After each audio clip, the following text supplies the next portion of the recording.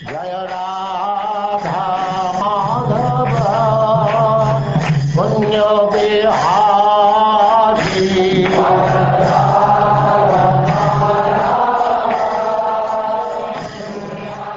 And now chapter 22, Prithu Maharaj's meeting with the four Kumaras.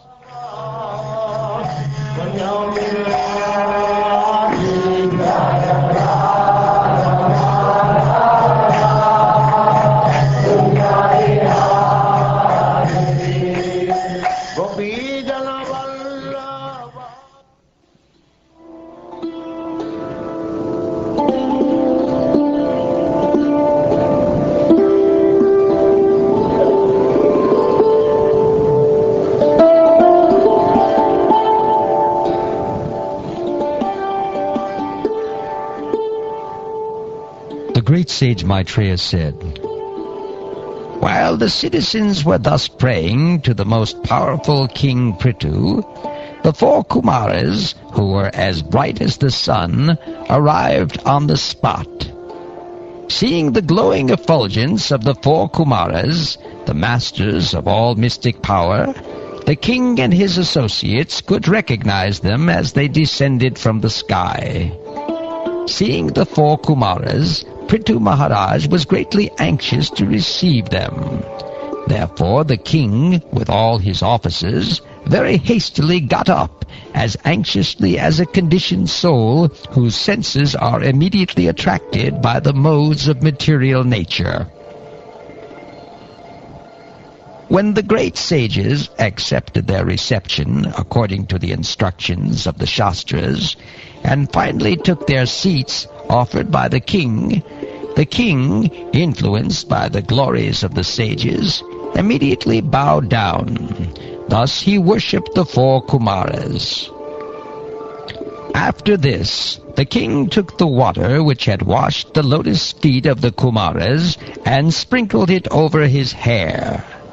By such respectful actions, the king, as an exemplary personality, showed how to receive a spiritually advanced personality.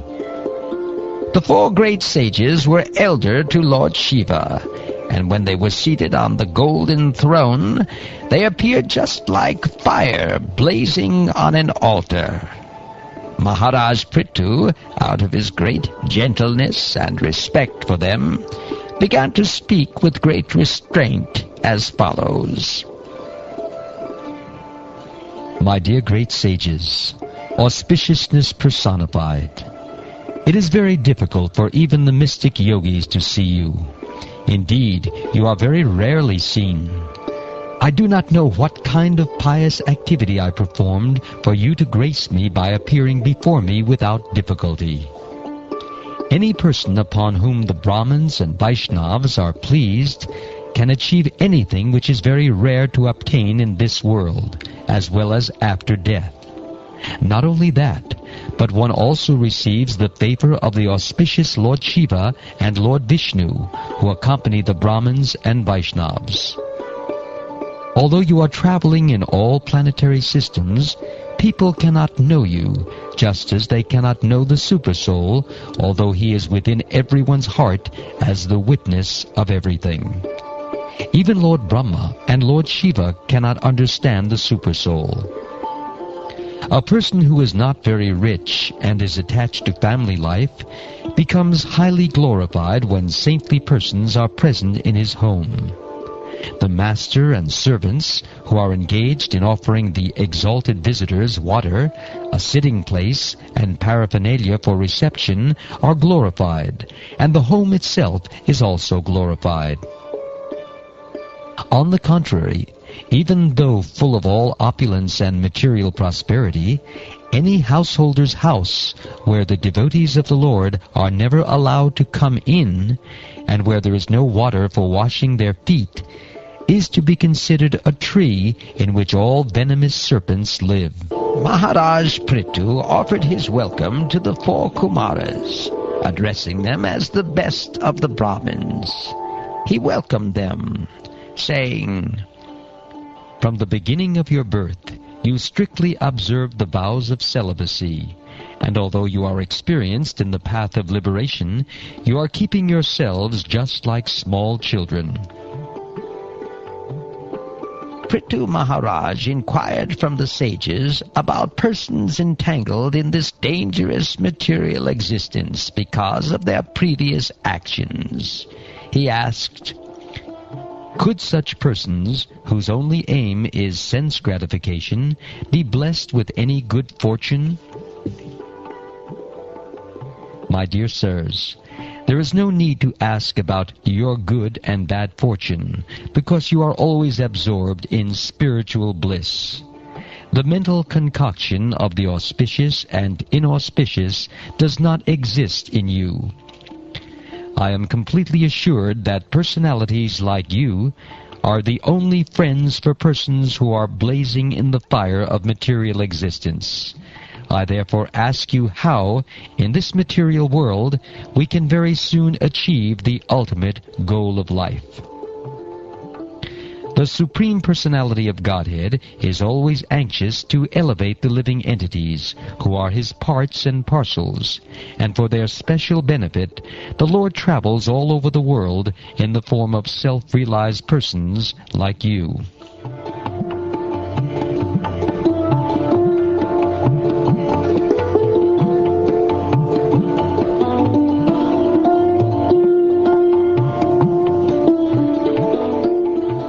Thus Sanat Kumara, the best of the celibates, after hearing the speech of Prithu Maharaj, which was meaningful, appropriate, full of precise words and very sweet to hear, smiled with full satisfaction and began to speak as follows.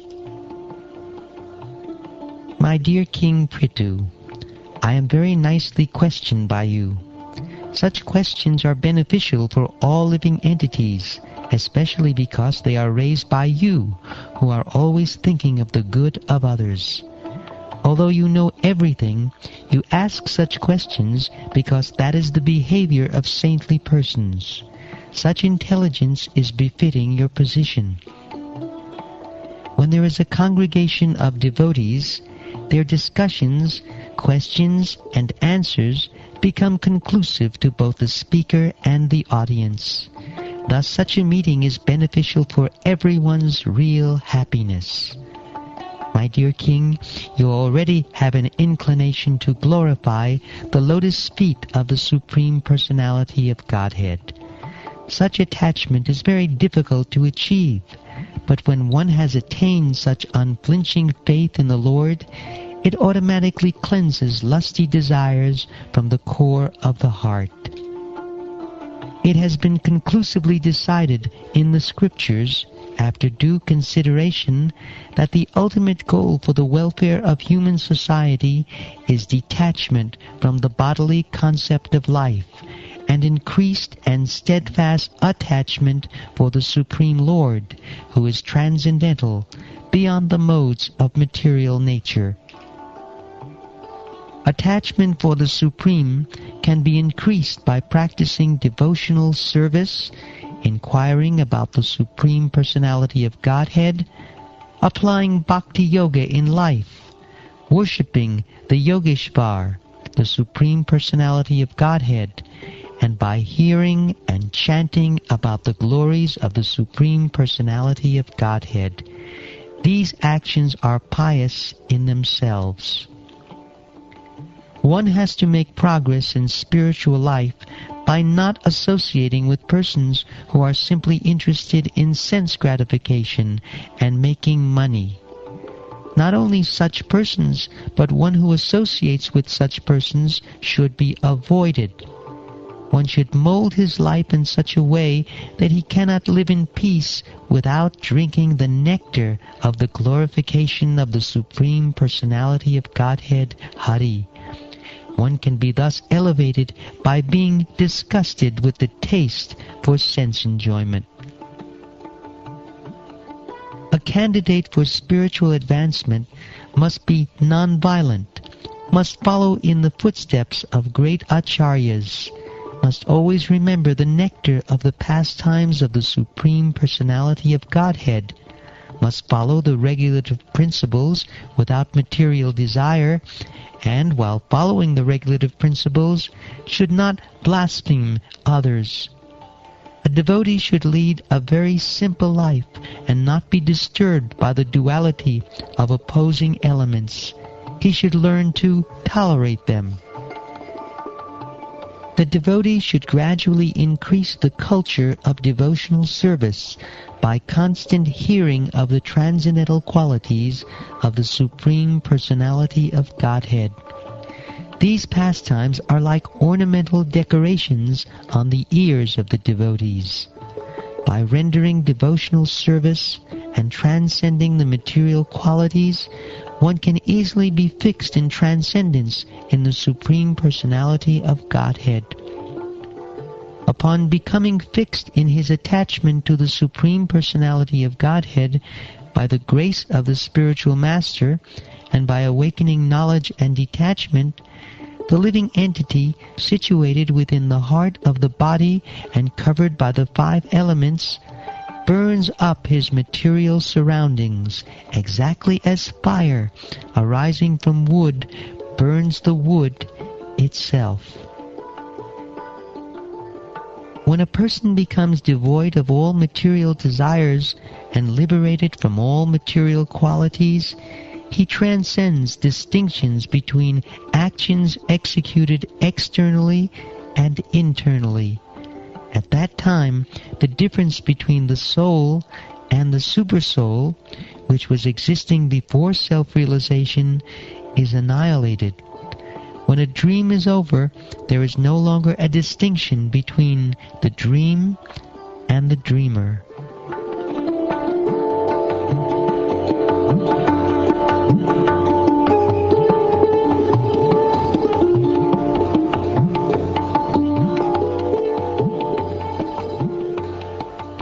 When the soul exists for sense gratification, he creates different desires, and for that reason he becomes subjected to designations.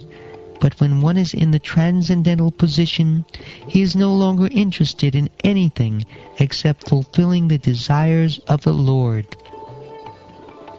Only because of different causes does a person see a difference between himself and others, just as one sees the reflection of a body appearing differently manifested on water, on oil, or in a mirror. When one's mind and senses are attracted to sense objects for enjoyment, the mind becomes agitated.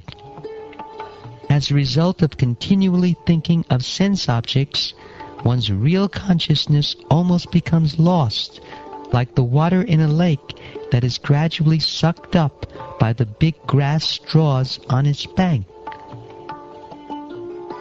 When one deviates from his original consciousness, he loses the capacity to remember his previous position or recognize his present one. When remembrance is lost, all knowledge acquired is based on a false foundation. When this occurs, learned scholars consider that the soul is lost. There is no stronger obstruction to one's self-interest than thinking other subject matters to be more pleasing than one's self-realization. For human society, constantly thinking of how to earn money and apply it for sense gratification brings about the destruction of everyone's interests. When one becomes devoid of knowledge and devotional service, he enters into species of life like those of trees and stones. Those who strongly desire to cross the ocean of nescience must not associate with the modes of ignorance, for hedonistic activities are the greatest obstructions to realization of religious principles, economic development, regulated sense gratification, and at last, liberation. Out of the 4 principles, namely religion, economic development, sense gratification, and liberation, liberation has to be taken very seriously. The other three are subject to destruction by the stringent law of nature, death. We accept as blessings different states of higher life, distinguishing them from lower states of life. But we should know that such distinctions exist only in relation to the interchange of the modes of material nature. Actually, these states of life have no permanent existence, for all of them will be destroyed by the Supreme Controller. Therefore, my dear King Prithu, try to understand the Supreme Personality of Godhead, who is living within everyone's heart, along with the individual soul, in each and every body, either moving or not moving. The individual souls are fully covered by the gross material body and subtle body made of the life air and intelligence. The Supreme Personality of Godhead manifests himself as one with the cause and effect within this body. But one who has transcended the illusory energy by deliberate consideration, which clears the misconception of a snake for a rope, can understand that the Paramatma is eternally transcendental to the material creation and situated in pure internal energy. Thus the Lord is transcendental to all material contamination. Unto him only must one surrender. The devotees who are always engaged in the service of the toes of the lotus feet of the Lord can very easily overcome hard-knotted desires for fruitive activities. Because this is very difficult, the non-devotees, the jnanis and yogis, although trying to stop the waves of sense gratification, cannot do so. Therefore you are advised to engage in the devotional service of Krishna, the son of Vasudeva. The ocean of nescience is very difficult to cross because it is infested with many dangerous sharks. Although those who are non-devotees undergo severe austerities and penances to cross that ocean, we recommend that you simply take shelter of the lotus feet of the Lord, which are like boats for crossing the ocean. Although the ocean is difficult to cross, by taking shelter of his lotus feet, you will overcome all dangers.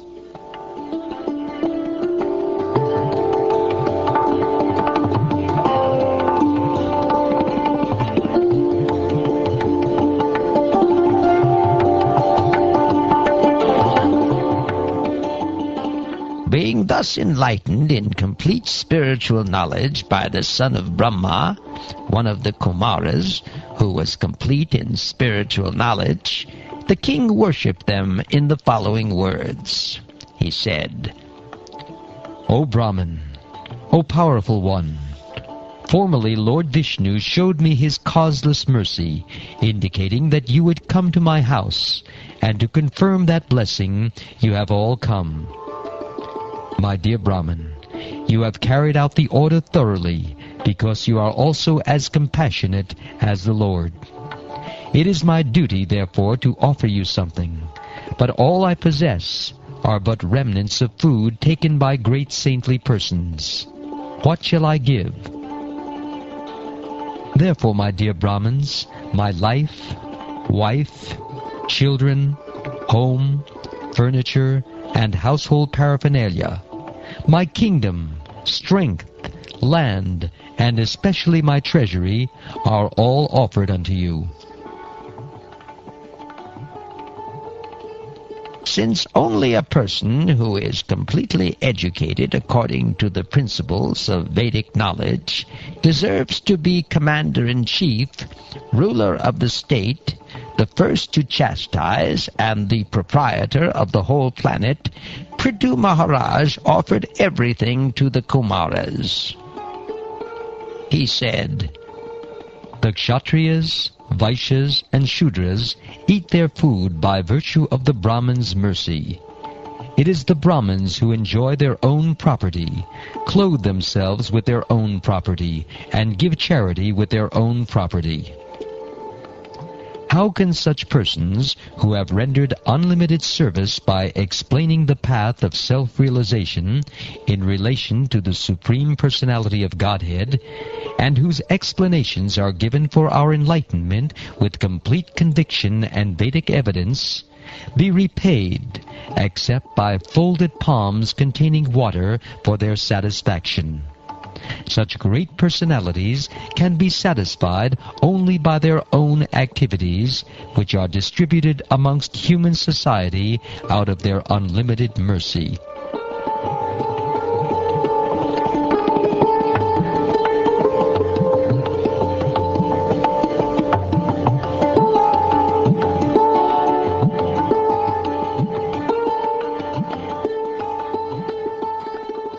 Being thus worshipped by Maharaj Prithu, the 4 Kumaras, who were masters of devotional service, became very pleased. Indeed, they appeared in the sky and praised the character of the king, and everyone observed them.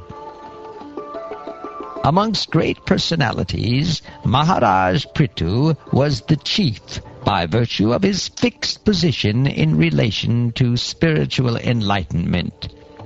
He remains satisfied as one who has achieved all success in spiritual understanding. Being self-satisfied, Maharaj Prithu executed his duties as perfectly as possible, according to the time and his situation, strength, and financial position. His only aim in all his activities was to satisfy the absolute truth. In this way, he duly acted. Maharaj Prithu completely dedicated himself to be an eternal servant of the Supreme Personality of Godhead, transcendental to material nature. Consequently, all the fruits of his activities were dedicated to the Lord, and he always thought of himself as the servant of the Supreme Personality of Godhead, who is the proprietor of everything. Maharaj Prithu, who was very opulent due to the prosperity of his entire empire, remained at home as a householder. Since he was never inclined to utilize his opulences for the gratification of his senses, he remained unattached, exactly like the sun, which is unaffected in all circumstances.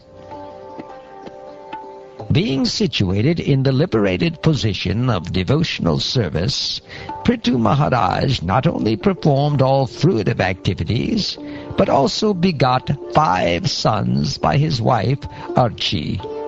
Indeed, all his sons were begotten according to his own desire.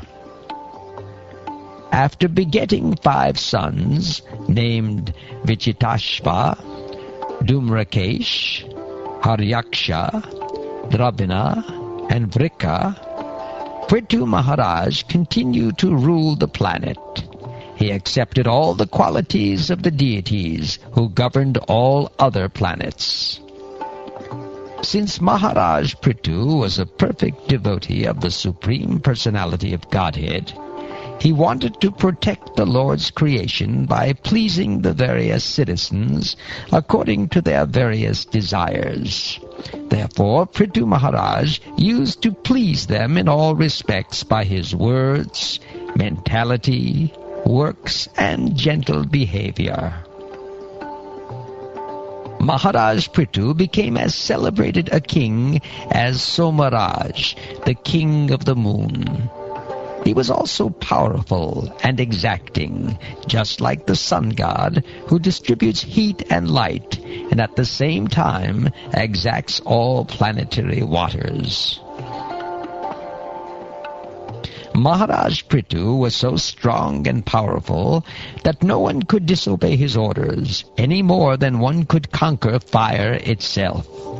He was so strong that he was compared to Indra, the king of heaven, whose power is insuperable.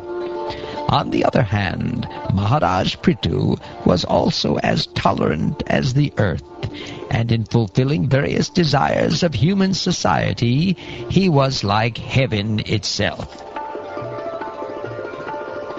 Just as rainfall satisfies everyone's desires, Maharaj Prithu used to satisfy everyone. He was like the sea in that no one could understand his depths. And he was like Meru, the king of hills, in the fixity of his purpose. Maharaj Prithu's intelligence and education were exactly like that of Yamaraj, the superintendent of death. His opulence was comparable to the Himalaya mountains, where all valuable jewels and metals are stocked. He possessed great riches like Kuvera, the treasurer of the heavenly planets, and no one could reveal his secrets, for they were like the demigod Varunas. In his bodily strength, and in the strength of his senses, Maharaj Prithu was as strong as the wind, which can go anywhere and everywhere.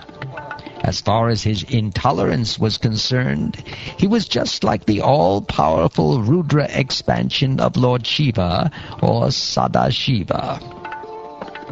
In his bodily beauty, he was just like Cupid, and in his thoughtfulness, he was like a lion. In his affection, he was just like Swayambhuva Manu, and in his ability to control, he was like Lord Brahma. In his personal behavior, Prithu Maharaj exhibited all good qualities, and in spiritual knowledge, he was exactly like Brihaspati. In self-control, he was like the Supreme Personality of Godhead himself. As far as his devotional service was concerned, he was a great follower of devotees who were attached to cow protection and the rendering of all service to the spiritual master and the Brahmins. He was perfect in his shyness and in his gentle behavior, and when he engaged in some philanthropic activity, he worked as if he were working for his own personal self. Throughout the whole universe, in the higher, lower, and middle planetary systems, Prithu Maharaj's reputation was loudly declared, and all ladies and saintly persons heard his glories, which were as sweet as the glories of Lord Ramachandra.